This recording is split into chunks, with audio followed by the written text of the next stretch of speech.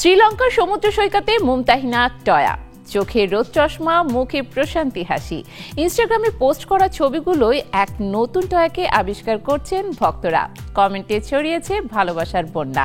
কিন্তু এত প্রশান্তির মাঝেও প্রশ্ন একটাই, পর্দায় তার অনুপস্থিতি কি শুধুই ভ্রমণ, নাকি আরো বড় কিছু অপেক্ষায় আছে?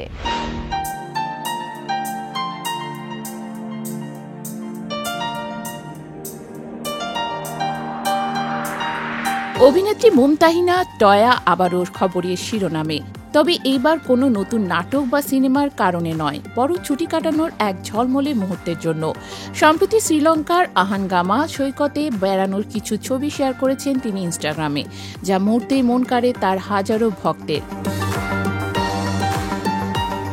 টয়ার ভ্রমণের মুহূর্তগুলো যেন প্রকৃতির সঙ্গে তার নিজের একটা দারুণ মিলন ঘটায়। সৈকতের নীল জলরাশি, উড়ে যাওয়া চুল আর খোশ মেজাজের হাসিতে যেন এক টুকরো প্রশান্তির ছবি আঁকেন অভিনেত্রী। ইনস্টাগ্রামে ছবি পোস্ট করে তিনি ক্যাপশনে লিখেছেন, ফ্রম ক্যাস্টেল টু কুল।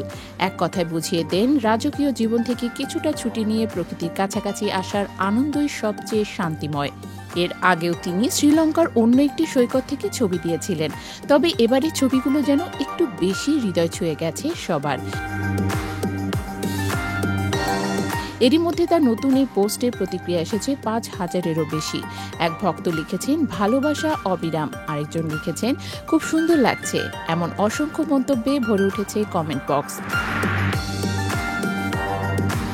এত সুন্দর ছবির মাঝেও একটা প্রশ্ন থেকে যায়, অনেকদিন টয়াকে পর্দায় দেখা যাচ্ছে না কেন?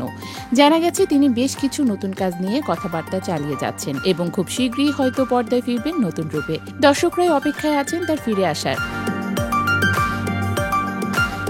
টয়ারই শ্রীলঙ্কা ভ্রমণ যেন এক নতুন বার্তা বহন করে। জীবনের ব্যস্ততার মাঝেও নিজেকে সময় দেওয়া জরুরি। ভ্রমণের ছবি দিয়ে তিনি শুধু নিজের নয়, বরং দর্শকদেরও মনে ছড়িয়ে দিয়েছেন ভ্রমণের আনন্দ আর প্রশান্তি।